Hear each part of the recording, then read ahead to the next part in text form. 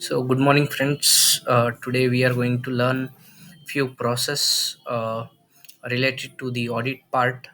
That is, what are the questions to be asked during the your internal audit, or the second party audit, or the third party audit.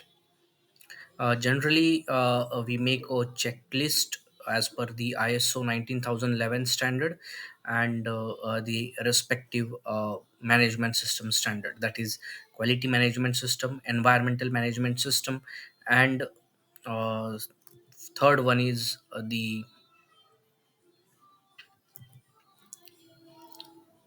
health and safety management system. So for all these three standards, we audit various processes with respect to the standard requirement, the organization's own documented information, that is the organization's manual, quality management system or integrated management system manual, procedures, standard operating procedures, process manuals, operational control procedures, work instructions, etc.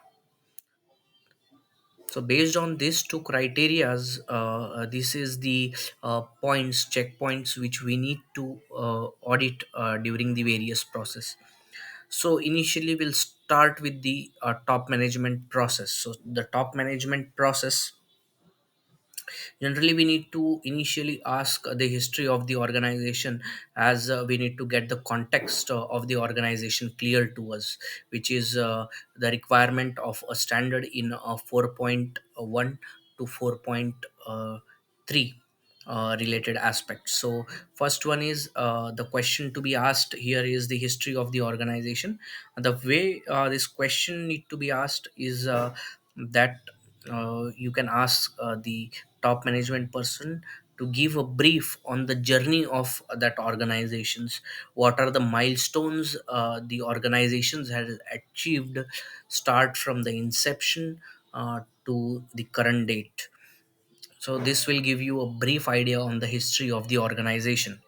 The expected answer for this question from the top management would be, what are the improvements they have done, what are the addition of resources they have done till date into their manufacturing process or into their overall organizations, any mergers, ventures they have gone through.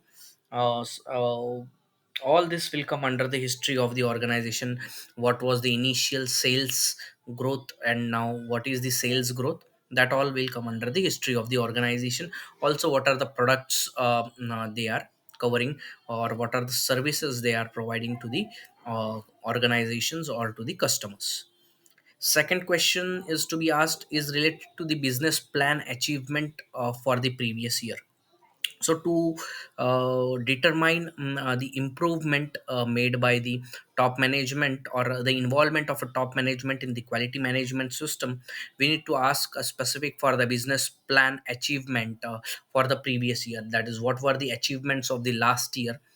So this may be the growth in the customer satisfaction, growth in the sales, mm, maybe addition of some new customers. That can also be a plan of a business plan, or improving the productivity of the processes. This can form the part of a business plan. Coming on to the third checklist, that is the short term and long term business plan. So as per this business plan, there will be few short terms and long term business plan. So both that can be covered by the top management.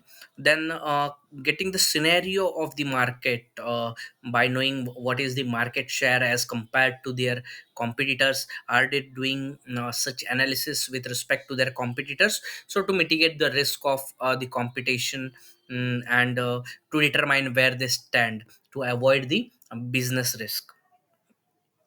Then identifying their top five customers. Who are their top five customers? Are the special efforts taken to identify the specific needs of those customers? Any challenges to meet the requirements or expectations of those customers will be covered under these checkpoints. Then, do they have any competitors data, like what are the newly launched product the competitor has launched, new products that the competitor has launched, pricing structure, how is it there, what are the best practices they are having, all that data, or their market share, all that can be captured here. Coming on to the customer feedback, so this is the important parameter, for the overall effectiveness of the system, that is the customer feedback. So the organization need to take the feedbacks from the customers, based on various parameters. One is the quality of the product or the quality of the service they provide. Second one is the on time delivery. Third one is the response, on time response, the level of on time response or the degree of on time response what they have given, response to their technical queries, response to the customer complaints, methodology of handling the customer complaints. It is just a rating criteria on various parameters. How is their documentation quality? That is also one of the parameter. Cost can also be one of the parameter, as I told again. To review where they stand, are they cost competitive with respect to the market. Also, these parameter can also help them to rate against their competitors. If the same customer is having another competitor giving the same products or services, so in such cases this objective can also be include parameter can also be included in your customer feedback forms. Coming on to the basically just here we need to get the review from the top management related to the customer feedback, like how is the trend of customer feedback, whether it's increasing or decreasing. The top management must be aware of their customer feedbacks, that is the major customer complaints if any. Then customer awards and recognitions, what are the awards and recognitions given to the organization by their customers.